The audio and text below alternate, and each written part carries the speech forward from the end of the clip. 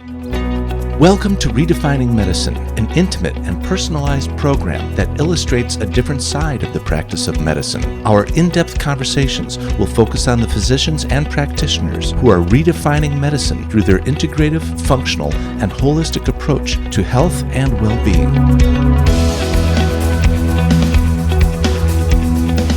Our host for Redefining Medicine is Dr. Erica Schwartz. For more than 20 years, Dr. Erica has been at the forefront of advanced patient care, taking the best from conventional and integrative medicine and applying them to prevent disease. Dr. Erica is a distinguished A4M faculty member in disciplines ranging from hormone therapy, peptide therapy, and IV nutritional support. So we're at Longevity Fest 2024 in Las Vegas, and it is the most amazing experience. There are about 6,000 people. We've never had such a huge attendance. I'm so excited. And our first interviewer today, interviewee, is Dr. Chris Davis. I'm really excited to talk to him. He's a cardiologist. Dr. Davis, thank you so much for joining us. Thank you for having me. I'm super excited to be here. So, tell us about your first talk.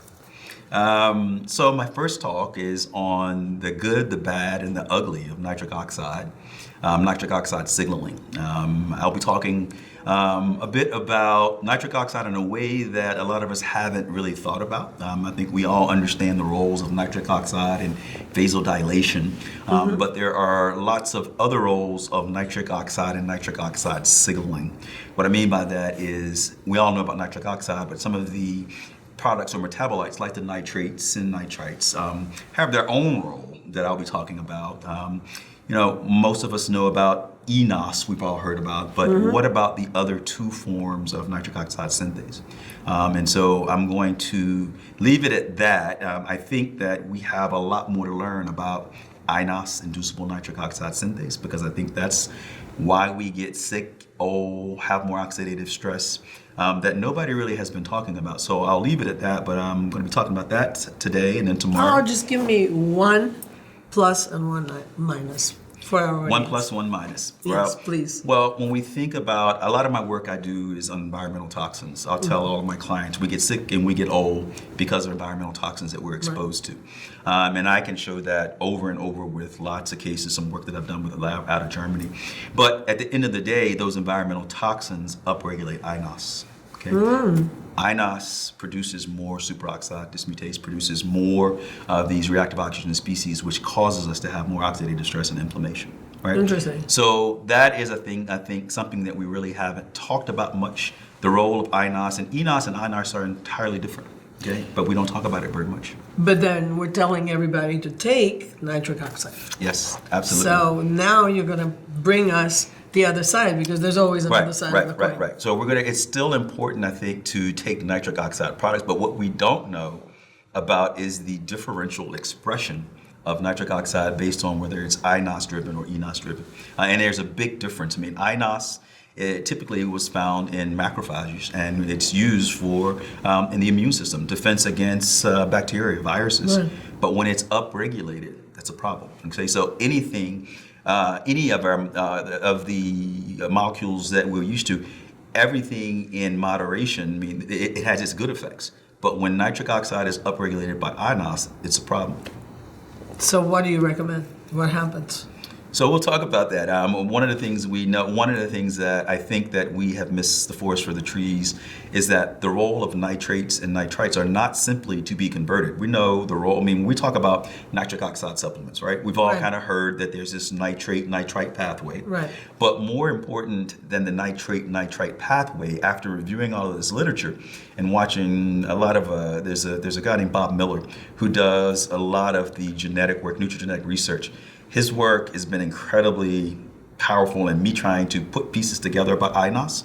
And I think that what we have not realized is that the nitrates and nitrites themselves influence the eNOS and iNOS. And so when you say, what do you recommend? Well, continuing to take these nitrate products are important, but it's not simply in their conversion to nitric oxide that the benefits come. You left it really open now, so you're going to have to watch the show. Yeah. You guys Great. are going to have to come to the talk or watch the actual recording of the talk to see Right. all of the details of this. Right. But I think there's a lot more.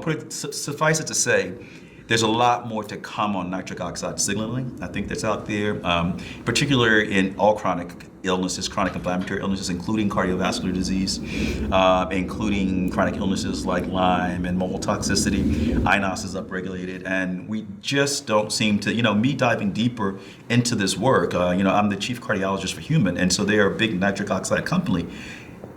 I had to dive into nitric oxide, and what I found was, man, there's a lot more to this story that we have not talked about.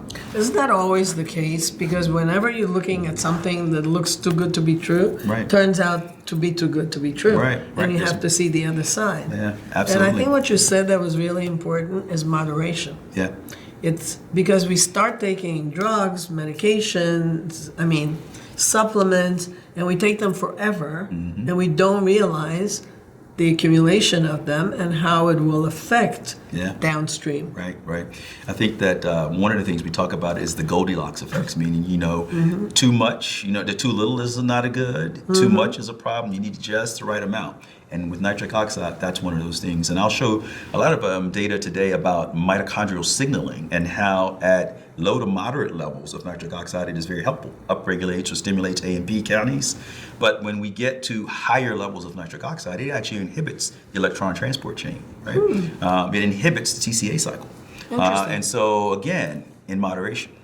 Yeah, everything in moderation. Yeah, exactly. Well, I look forward to your talk. Tell me more about tomorrow's talk. So tomorrow's talk is really what I'm really excited about that talk. Tomorrow's talk is on environmental toxins. I truly believe that we become sick and we get old. We talk about this longevity fest, right? If people ask me about what the true biohack is, the biohack is avoiding the toxins that we're exposed to. Correct. I mean, and I'm Couldn't agree more. 100%. I'm 100% confident about that statement. And so what do I tell my patients? My patients, every single patient that I talk to, I recommend infrared sauna because that's one of the main ways to keep these toxins out.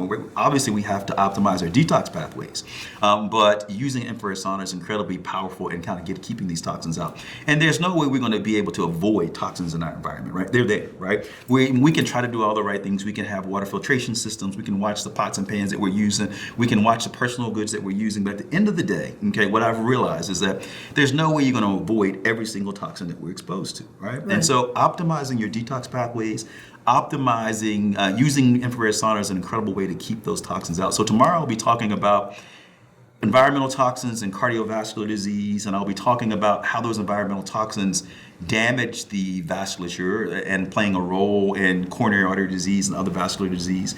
And I'll be talking about the glycocalyx tomorrow, right? Wow. Because that is, it's becoming more well-researched and more well-known. Yep. But I think at the end of the day, we all are familiar with the term endothelial dysfunction.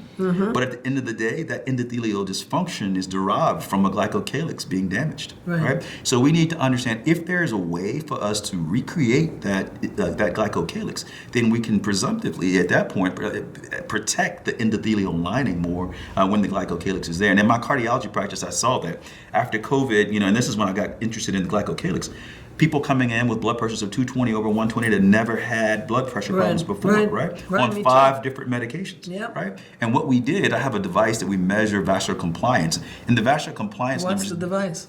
The one I have 2. I have one called Max Pulse, and I have another one called Menla. And so we're measuring, big words, something called accelerated plasmathography or digital pulse analysis.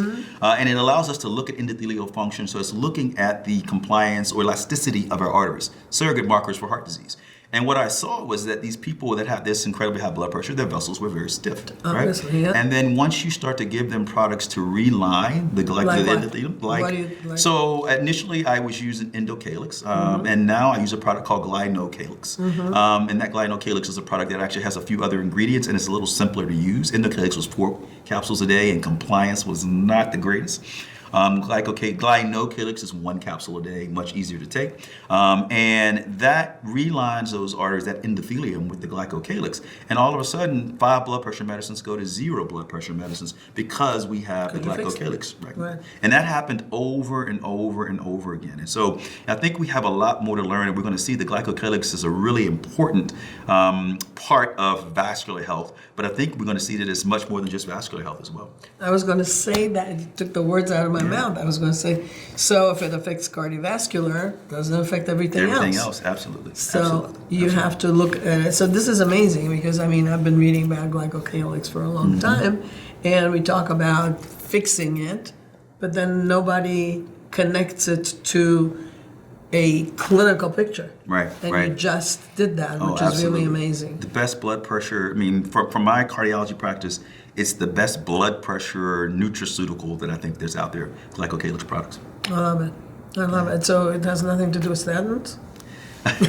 So I will say this, statins are incredibly overused, and I tell all my You're a cardiologist, I love it. They're Talk incredibly to me. overused. Tell me, yes. I will say that there is a place for statins, absolutely, okay? Believe it or not, statins, when we talk about those pleiotropic effects of statins, one of the pleiotropic effects of statins is it helps to upregulate eNOS. Statins upregulate endothelial nitric oxide synthase, so it improves nitric oxide. We don't really talk about that because all we're concerned about is lowering cholesterol, right?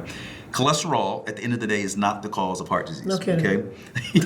I think I'm speaking, I'm preaching to the choir, as they say, right? So, yeah. Cholesterol by itself is not the end-all, be-all for heart disease. Now, when we look at, it's incredibly important. It's interesting to me as a cardiologist, the number of cardiologists who are not looking at advanced lipid testing, looking at particle sizes and particle numbers, inflammation markers, it's appalling to me because those are the true biomarkers that you assess when you're looking at the risk of heart disease. Right. Okay? I agree. So to not look at those markers and just to look at a standard lipid panel that's giving you a cholesterol and LDL and HDL and triglycerides and saying, hey, you're at higher risk for heart disease because my cholesterol is 250, right? It makes absolutely no sense to me. And I think your the brain data, needs right? it. And your brain absolutely needs the and cholesterol. And your hormones need it. Absolutely. How can you make hormones, testosterone, anything? With a cholesterol of 150. Exactly. Yeah. I mean, the number of patients that I have that come in that have neurocognitive issues, and no matter what all the studies show us that, okay, the cholesterol doesn't cause these neurocognitive issues, I can go patient after patient after patient that when you improve their cholesterol from the total cholesterol of 116 to up to 180 or 200, and all of a sudden their neurocognitive issues go away. Isn't that amazing? It happens. It happens, and it happens over and over again. So I think that we still have a long way to go with respect to, again, I said I do a lot of work with environmental toxins. In my opinion, heart disease, the number one risk factor are the environmental toxins that we're exposed to. And you know what? I believe you. Yeah, I mean, totally think about heavy metals. Think about mercury and lead and cadmium and arsenic. We test everybody, and everybody's got the toxins. And then you're talking about the microplastics and all the stuff that's everywhere. And we're still using that microwave. We're still drinking that water out of the plastic bottle. Absolutely. Nothing's changing. No. So how do we change it? It's all about education at the end of the day. And that's what I really pride myself on. Yeah. And all of us who understand it and see it in the practices, getting together, and the researchers showing us the research. And that's one of the beauties of being here at A4M, right? Yeah, You're with a bunch of like-minded colleagues that when you talk about these things, we need to all band together to actually create a movement where this is a type of medicine should be practiced this way, period, right? Period. I mean, at the end of the day, period. Dr. Chris Davis, thank you so much. Absolutely. That was wonderful. Can't wait to stay in touch with you. Thank you.